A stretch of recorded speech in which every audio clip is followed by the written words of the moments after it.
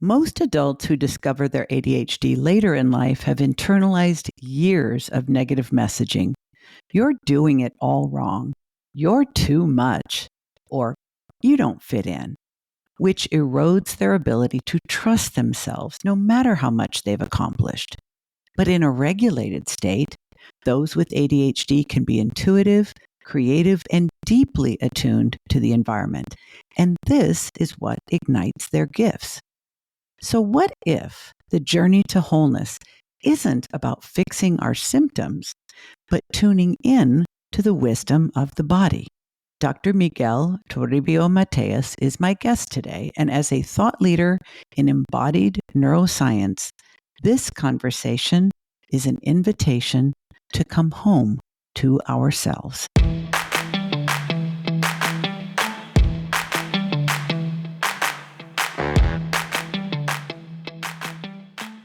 I have told people, they really shouldn't call it an attention deficit disorder. They should call it a dopamine deficit disorder. But once I started following you online and learning from your body of work, that really misses the full picture. I mean, dopamine is a feel-good chemical, and it does make us want to persist at whatever we're doing. So it helps with curiosity, it helps with motivation, and it does need balance.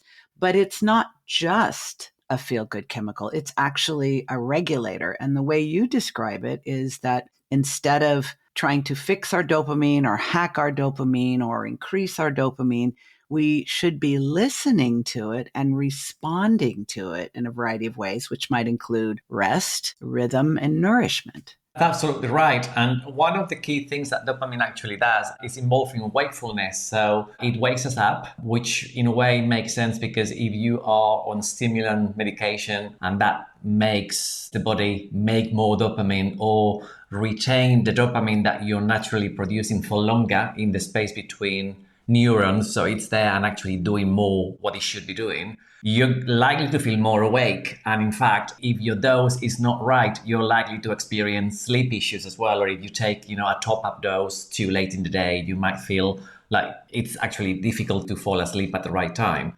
So natural dopamine will wake you up in the morning as part of your natural rhythm, as part of your circadian rhythm, the rhythm of day and night that makes cortisol, another molecule that people talk about a lot in the context of stress, work with dopamine and norepinephrine or noradrenaline. We tend to talk about dopamine as if it was like a solo recital with just one instrument. And in fact, it's more like an orchestra. And the brain and the nervous system are the conductors or the maestros leading this orchestra. And there's all of these molecules that each are playing a different, they are playing the same music, but they are playing it in slightly different variations. So they all kind of merge together in beautiful synchrony when we are aligned with how we feel inside and what is surrounding us. So how do you feel about this idea of dopamine menu, for example? Because that's something that I have recommended to clients when they say, I don't feel motivated. For example, something I teach my coaching clients is that mood, energy, and motivation all tend to track together. So whatever increases our mood, or whatever increases our motivation or whatever increases our energy, they tend to pull these others up with it. So I've, helped people figure out ways that they can predictably access dopamine. But it sounds like that's not really maybe good enough because dopamine is just one of the chemicals that's part of that cocktail, if you will. But there's more to it than just hacking your dopamine or increasing your dopamine because dopamine rhythms are unpredictable, right? They are unpredictable, and they are unpredictable in ADHD, particularly because it could be that you wake up with a good amount of dopamine as a baseline, but it runs out really quickly. And if you're medicated, that may be supported somehow. But again, everybody reacts differently to medication, and there are different types of medication as well, even just the stimulant medications, whether you're on the more amphetamine base, which is going to be more of a double effect on helping you make more dopamine, but also retaining that dopamine. Or the methylphenidate, kind of like Ritalin and so on, that simply allows you to retain more of the dopamine that you're making as opposed to actually make you make more dopamine.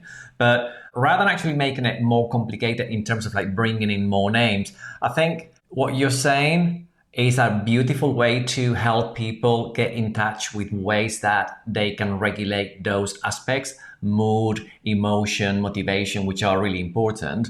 But I feel that they may be a little bit kind of like external. So you're giving them the menu and kind of like asking them to look out for things that may be outside of them. Yes. Whereas what I feel my angle differs from that in the sense that asking people more to see or try to ascertain how they feel inside. So try to get in touch with that body feeling. And it may be that the impulsivity is your body actually telling you that you need to burn some of the energy. So you're not missing energy. You're actually having almost like too much energy. That means that you could do with actually taking an exercise snack in the middle of the day. And it doesn't mean a full-blown workout or, an expensive gym. It could be that it's literally just, if you have a dog, a 20-minute walk with your dog in the middle of the day. Or it could be that if you have a place where you can swim easily, a 10-minute swim, or it could be just a jog up the road and back. Or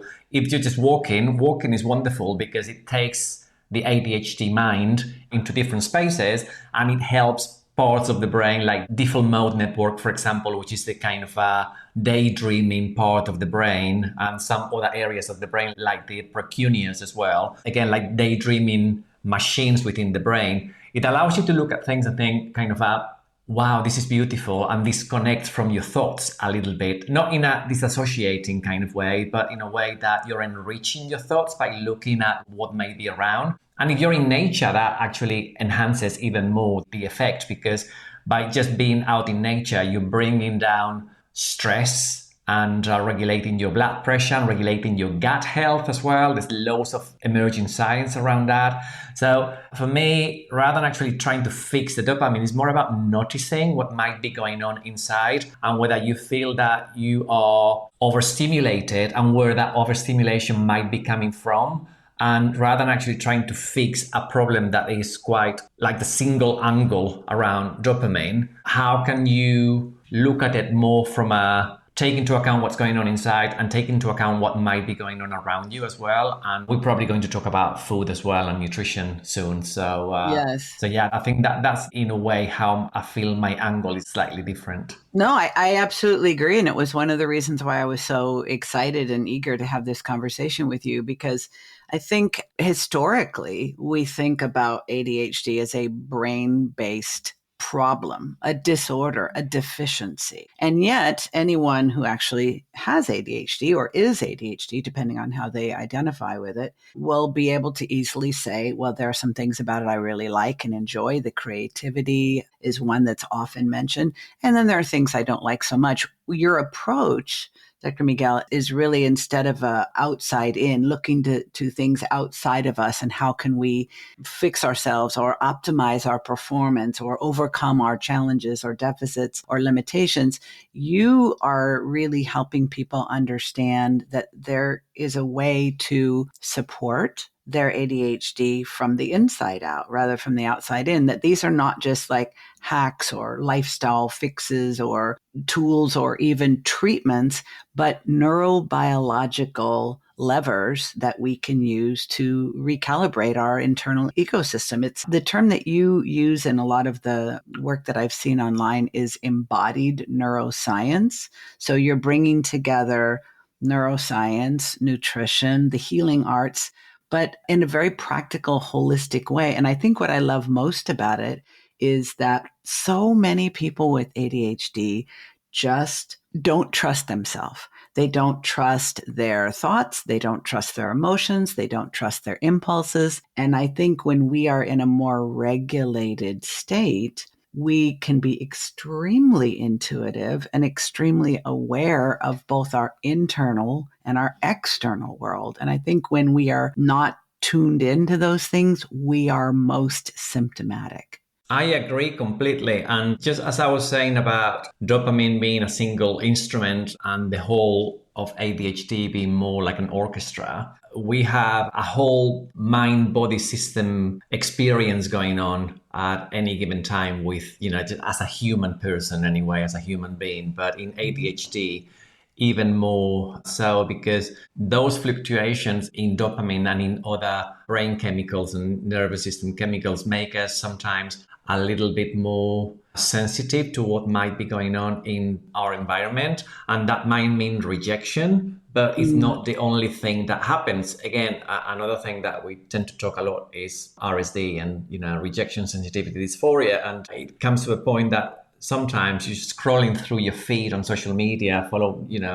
looking at what people who you follow talking about ADHD, and it's all RSD, RSD, RSD. And I'm thinking, well, there's a lot more than that. There's a lot more than just rejection. There's a lot more than that, because there's a lot more than just the brain. There's the nervous system with different branches in the nervous system covering the gut and covering your sexual organs. And again, some people talk about hypersexuality in ADHD. Yes. Some people are hyposexual because they are too in their minds and then they don't feel their libido. So there's all of that going on. But there are hormones at play. So females, hugely complex rhythms of hormones according to what phase of your cycle you might be in, and whether you are premenopausal or going through the menopause or postmenopausal, all of which have their own challenges as well. So different hormones going up and down. Compared to males, biological males, a lot more binary in a way, yes and no response to things, because the hormones that we have are, compared to the biological woman, are much more reduced in complexity and levels. So, but there is such a thing as the connection between the gut and the brain as well, which is something that I've been exploring for the last few years, and the mental health aspect of ADHD as well, which a lot of it is determined by that, the integrity of the gut and the integrity of the nervous system that in a way cables the gut, that innervates the gut and connects what's going on in the gut, which is again another really complex ecosystem with what might be going on in the brain. So those are just a few of the points of this kind of like system of, it's almost like a network of systems that are interconnected and are all affecting our ADHD experience. And we do have some tools that go beyond a productivity app or an ADHD program that you can sign on, you can sign up, and do it for a month and use it again like a hack or like a biohack. Biohacking is really trendy at the moment. People talk about supplements. I'm doing the X, Y, and Z diet for my ADHD and my symptoms have, really improved. Is that something that you want to be doing for the rest of your life? As somebody who's lived with funky eating and behaviors around food and eating that are quite typical for an ADHD and a neurodivergent person, there's loads of disordered eating kind of behaviors that are around ADHD, autism, ODHD, whichever flavor of neurodivergence you might have, working on trying to tap into what might be going on inside and trusting those signals. So you were talking about the self-trust and the lack of self-trust that we have. Yeah. And again, it might be because we've been denied opportunities from early age. We've been rejected. We feel that we're not good enough. We feel simply, sometimes it's not so much rejection, but like that we don't really fit in. So then we kind of like build all these coping mechanisms to try and prove that we fit in, but then we never feel part of the group. So sometimes for us, it does take a while to actually tune into those signals and just trust simple things like, when are we really hungry, as opposed to bored or just dealing with emotion that might be difficult to deal with, or stress or anxiety. But still, we're going to eat something that then makes us feel shameful later because we were not hungry in the first place. So a hunger cue, a hunger signal is just a very typical example of something that can have a really powerful effect on the whole of your system, including your gut, your brain, your mental well-being, your mood. It affects the whole experience of your mind-body ADHD, and you might mistrust it or you might misinterpret it on the basis that you don't trust it. You don't really know what your body is telling you. And it takes a while for you to start talking the same language as your body's actually talking to you. And this is not mambo jumbo. It's not woo, Mr. Miguel. Dr. Miguel is talking about all this kind of like woo woo science.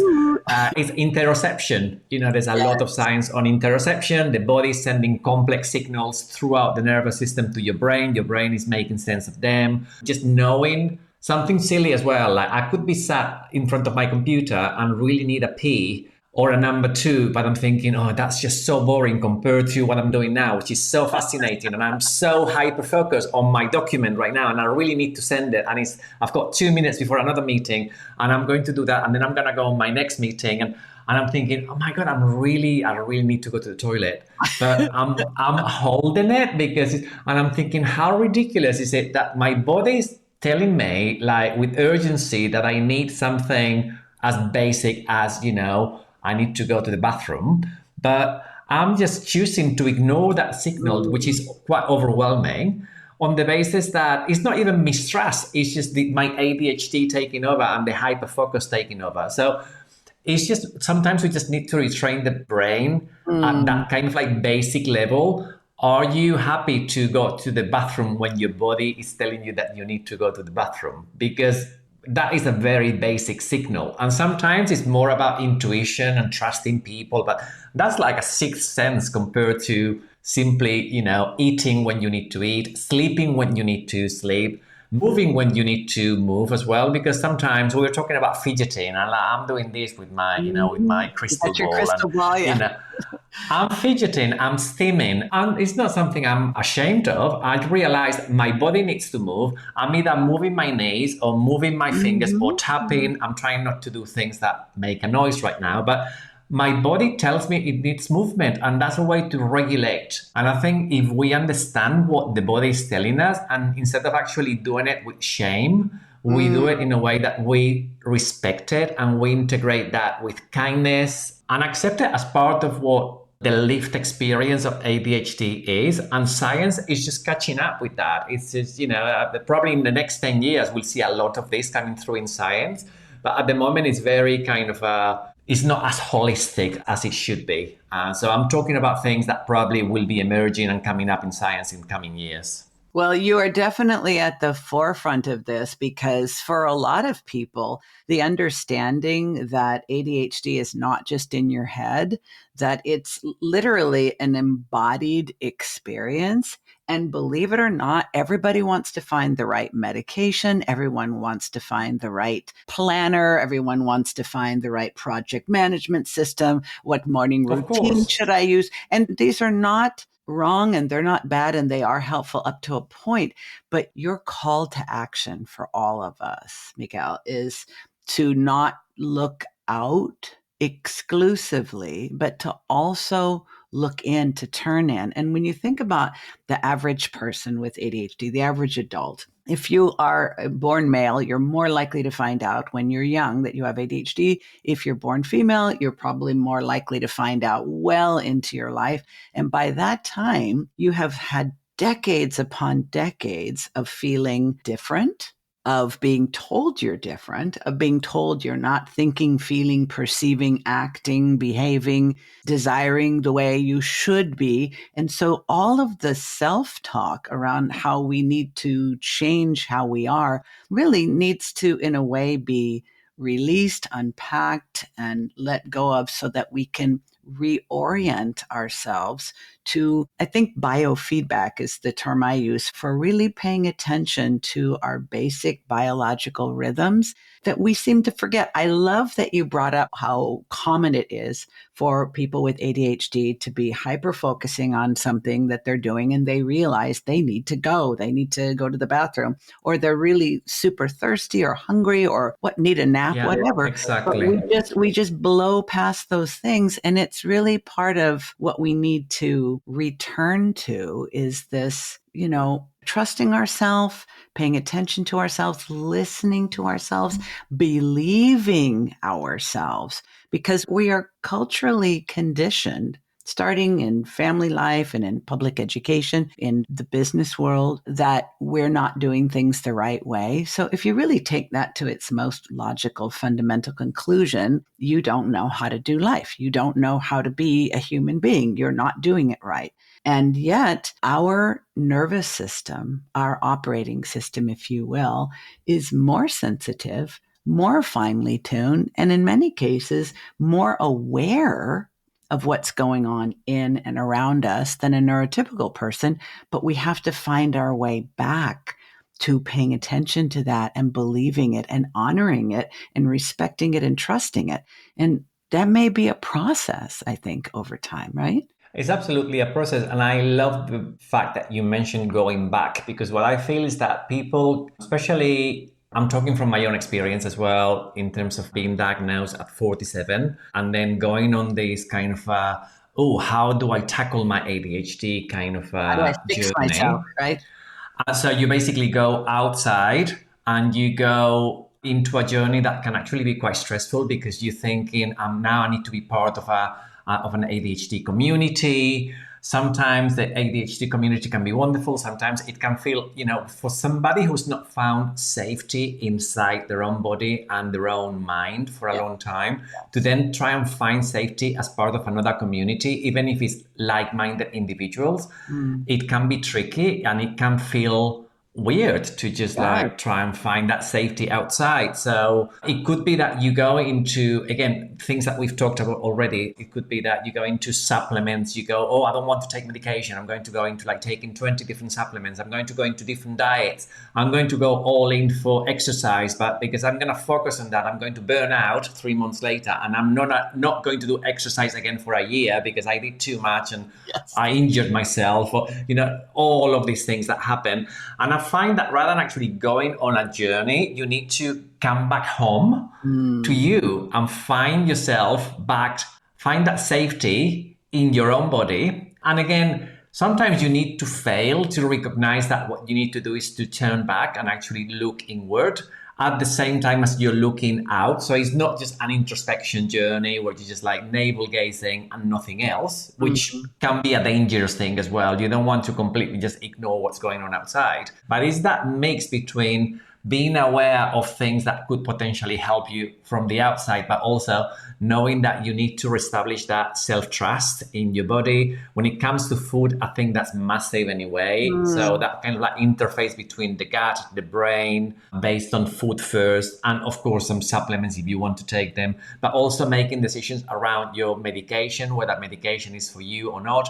They're all decisions that you need to make from a point of, from a vantage point of safety, because if you make those decisions from a place where you don't really know what you're doing, it's just going to be tricky to carry them into the future. So and then what happens is that you can actually go into a massive stress journey as well, kind of trying to survive the journey as opposed to thrive through the journey. So you're going more into this survival mode that people go into, and there's the burnout that comes with that, because you're trying so many things and spreading yourself so thin that you get a sense that you're doing a lot, but what you're doing is actually, you're not filling your cup in a way. You're actually depleting your energy even more, and then you end up more tired than you started, and it can be frustrating. So I think a lot of this is about going away from this kind of survival mode, stress mode that takes you out of your body, and into trying to find solutions outside of yourself, to trying to see, how am I feeling today? What do I need today? From the basics, actually, do I need to go to the bathroom or not? That's 101, to what are my emotional needs? What do I need? Do I have a partner? Do I need a cuddle?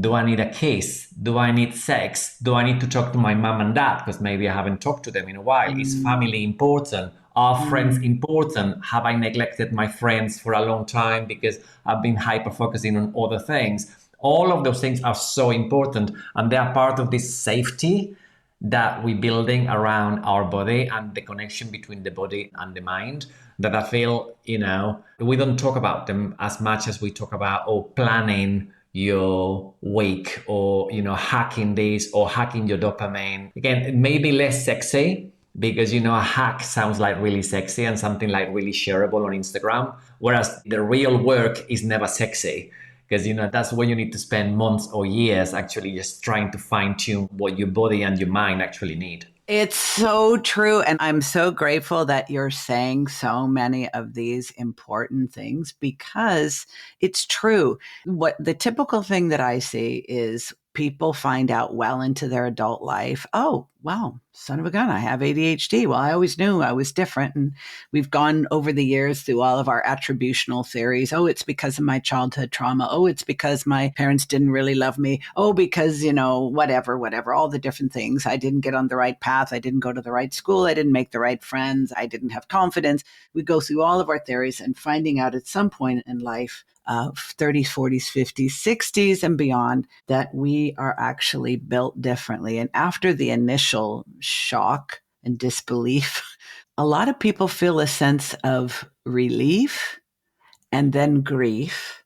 And then I almost think of it as like the stages of grief and loss model. First, shock and disbelief. Then they want to start bargaining. Then they want to, but after they realize, okay, now, boy, it would have been nice to know this sooner. But now that I know I'm really not just lazy, crazy, stupid, broken, weird, whatever, there's actually something different about me. Now I'm going to learn everything there is to learn about ADHD. And now I'm going to fix this shit once and for all. And because I'm finding out so late in the game, I have got to do it in record time. I guarantee you, and you already know this, every single one of them is going to burn out on trying to figure out and fix their ADHD. So if we are listening to this conversation and that's exactly where we are, this is well timed to say, actually, it's both easier and harder. What Dr. Miguel and I are talking about is reorienting your relationship to yourself, to your ADHD, to your unique, different, beautiful, confusing, frustrating, and brilliant way of experiencing this human life.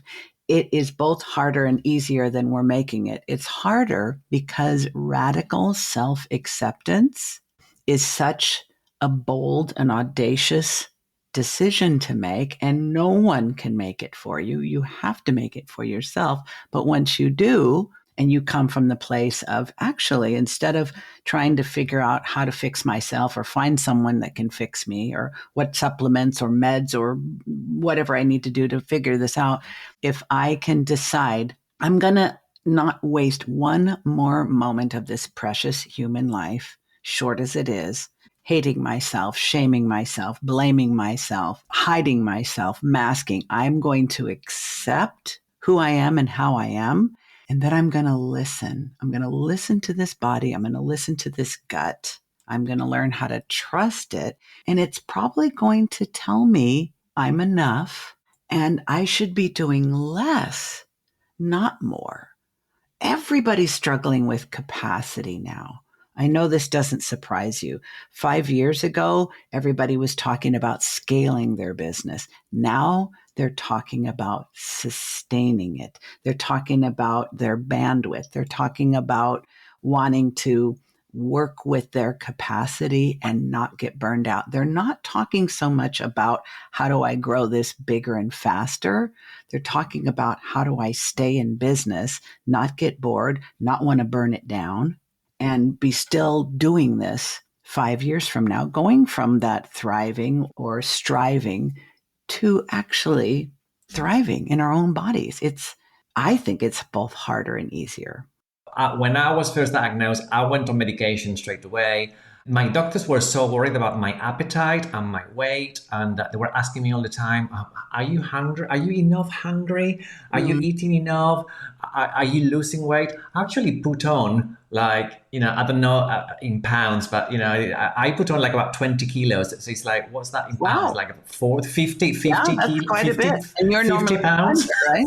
Yeah, that's Because there was so much that I hadn't tapped into, and I think the diagnosis and it was the context as well. It was COVID, a lot more introspection because of the lockdowns and everything else, and then my childhood trauma came into play. And I know that you mentioned trauma, and all of a sudden, decades of thinking, I'm fine. I know I had trauma when I was a child, but, it never affected me to get to like my late 40s and not stop thinking about it. And I went through the phase of like, oh, I'm just going to tap into my spiritual self, and I'm going to go into like, spiritual retreats and do like, do psychedelic therapy and all of this kind of like stuff, because I'm going to cure my ADHD naturally. So I went into that kind of like thing as well. And, I'm not going to need medication, because like medication actually has made me put on weight. It's not regulated my emotions. But obviously there was so much crap under the surface that I wasn't tapping into properly, because I just thought, oh, the drugs just going to like take everything away. I'm just going to take like magical tablet in the morning and I'm going to be sorted completely. I'm going to be fixed, everything for 12 hours a day. My life is wonderful. It is appealing. It is an appealing, Yeah, I mean, I did have fewer overlapping thoughts, but the drugs were not sorted my whole life. And so I stopped my drugs, my ADHD drugs, and I went on to this kind of like, natural golden goose chase. And I came back full circle like years later thinking, and this is what I'd like to tap into. It's not one or the other. You don't have to choose black or white. You don't have to choose mainstream versus holistic. You don't need to choose. You need to choose you. If it makes sense to actually get the teachings from the experiences that I had, where I actually tackled my trauma and I got peace from that, and it was very healing. They were very nourishing, but they didn't fix my ADHD. They maybe gave me an illusion that, I was less hyperactive, maybe because I was more in my body, because I didn't have this kind of overwhelm that was driven by the trauma, and the trauma had been tackled somehow. So I had a layer less to worry about. And by no means it's all gone, but I did do some deep work that allowed me to tackle some of that. So it may be that that's helped me, but that wasn't going to cure my ADHD. Microdosing wasn't going to like cure my ADHD. Same as the meds are not going to cure my ADHD. My ADHD is there and it will be for the rest of my life. But just integrating all of these practices, whatever they might be, maybe like a hot bath, because you need that safety and you need the warmth and you need the kindness that you deserve. It may be a nice, nourishing meal. It may be time with friends and time in community, play an instrument, have nourishing, bonding sex with your partner, have a lovely walk with your dog, or, have a cuddle with your cat or with your hamster, with your chinchilla, whatever, like be in nature, listening to the birds.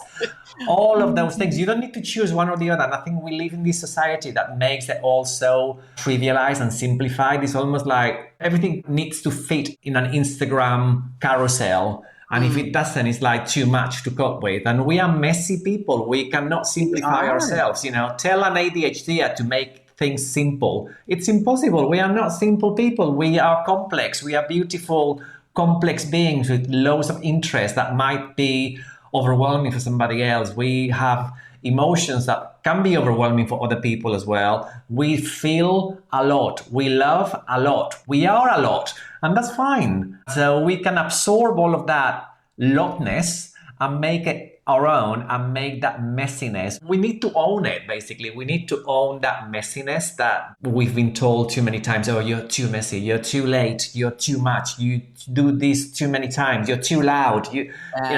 Fine, absorb it, make it your own and make it work for you. And it can take a million different shapes. It could be like, like there's never a perfect diamond. It's got so many facets. And we are like diamonds. We shine light into our own life and to other people's lives in ways that are unexpected. And that's beautiful. And I think, we need to allow for more of that as part of this kind of grounding process to come back to ourselves, I believe. It's such a beautiful message of self-acceptance, and just hearing, your own journey coming to this diagnosis, late in your 40s and thinking, oh, well, I'm going to fix this and I'm going to try this and I'm going to try that. I almost wonder, Miguel, if it isn't necessary, because we're so curious, because we're driven, because we like solving problems, we like complex things, that we almost have to go through these various evolutions of our own relationship with what it means to be ADHD, what it means to have ADHD, and eventually reach the conclusion is, well, I've tried all these different ways to not be who and how I am. Maybe at the end of the day, I could just learn to live with myself a little better. Maybe at the end of the day, I could learn what you call self-compassion in action. Maybe we have to go through all of these ill-fated attempts to change or fix or correct or cure or heal what isn't actually broken or sick or wrong. It just needs a little bit different approach, not so much outside in, but more inside out, more love and less management, more acceptance and less structure. Yes, we I need believe things, but that. not as much as we think we do. Yeah, no, I completely agree with that. And I think we pathologize a lot of the traits, and again, I was just saying before, just as an example, like rejection is real, but everybody faces rejection. Yes. And when we talk about rejection in ADHD, because we feel so intensely, it can feel very intense, but it's not all about rejection. It's a complex thing. And if we make it into such a big deal, it almost feels like it's the whole pathology of ADHD is about negativity and rejection and intrusive thoughts and so on. And I don't deny anybody's lived experience because we're all different, and I do feel that as well. And sometimes I worry sick because I've sent an email and I think, oh my god, like she's not responded immediately, and like, oh, she must hate me. And so I Yes. do get it, Yes. but also I feel that in a way we can rewild not just our gut, which is something that I talk about by Yes. bringing in different nutrients and different colors and kind of like eating a rainbow of different plants and so on. But we can rewild our whole body and spirit in a way by bringing in all of this knowledge about ourselves, about our failures. If you've gone onto a journey that's meant that you've spent years trying to fix your diet for ADHD and you failed, and you go full circle, and like I've been on so many of these like diet journeys for 30 plus years, and with a bit of knowledge as well as a scientist, kind of like extra curiosity, that's probably been a double-edged sword, to be quite honest. And then I feel now I'm kind of like thinking I just eat what I want in like quantities that make sense for me, as opposed to just open the fridge and just binge completely until I feel sick. And that's been a journey for me to learn that that's how I should eat, and that's been my journey of discovery. Everybody will have their own journeys of discoveries around relationships, rejection, food, meds. And I think we should integrate it all as part of this like beautiful meadow where, it's not always going to be completely colorful and like a rainbow of different colors. It could be that a part of the meadow is just regrowing because it's just had the cow's line on it, and it's just been flattened, so it's not as pretty as the rest of the meadow. It's still part of the meadow. It needs a little bit of rain and the right environment for it to grow and be like wonderful again. And I think that we just need to accept that sometimes something goes really well in our lives, but something else could be a bit more crappy. And it's all developing, and it's always going to be developing. It's never going to be completely perfect. We cannot just hack everything. Because I know that you have an upcoming book that's going to be published in 2026, ADHD Body and Mind. I know it's going to be chock full of so many things we didn't have time to talk about today, like the role of the vagus nerve and breath work and why we need to spend time in nature, but especially all the work that you've done around food and nourishment in the gut. So we are definitely having you back, and we will have more time to explore all of that then. Before I let you go, I have one more quick question. You've already answered it, Miguel, in so many different ways, but I don't want to miss asking you this specific question that I like to end my guest interviews with. If you were talking to an entrepreneur who's neurotypical, not like us, and you wanted to introduce them to the possibility that ADHD is actually an advantage for those who are in business, what would you say? Well, I think the same thing that can actually bring us down, which is our complexity, can be a beautiful thing in business, because if we embrace it and we embrace the fact that we can be messy sometimes, but we're so curious and we can be so talented for something that we had no idea about yesterday, but all of a sudden we hyper-focus on it for a few days and we become experts in a record time that, we astonish people who've been working in that area for like years, and suddenly you know everything there is to know about it. You become obsessed with it. We have that ability to just grab something and go with it and get so excited about it and bring so much enthusiasm to a team that might be kind of flagging or might be plateauing in terms of, enthusiasm about a project. And suddenly you come into the project and everybody's enthused because of the energy that you bring about it and the angles that you're making about, you're connecting different things that people haven't thought about before, and the way that you're expressing them, they may not be like the most, scientifically sound or the most kind of technically sound ways, but they have their own value because nobody else has made those connections before, and people kind of like grab that and they get enthused by that insight. So for all of those reasons, I think that embracing your hot messiness, embracing your complexity as opposed to being ashamed of it, and not simplifying yourself. You don't need to simplify yourself to fit into an Instagram photo with like a little bit of text, because it's never going to be enough for an ADHDer. So, be happy to be a whole carousel of 20 images on Instagram if you had to define yourself in 20 bits of text with like 500 characters each. And people might think, oh my God, that's overwhelming. But, fine, let them think whatever, you're never going to please everybody, but at least be happy in yourself that you can bring that to an organization and enthuse a business to thrive. So I think that's wonderful. I love that. In true ADHD fashion, I asked for one thing and you gave me 10. Thank you so much. And until we have you back again, continue to be your delightful self and the light that you shine in the world that reflects so beautifully on so many of us. Thank you, Miguel. Thank you so much, Diann. It's wonderful to be here with you. All the best. Now that Dr. Miguel has signed your permission slip to shift from desperately seeking dopamine to a more holistic and integrated approach to your ADHD, here are 3 simple suggestions for taking those first steps. 1, expand your internal awareness.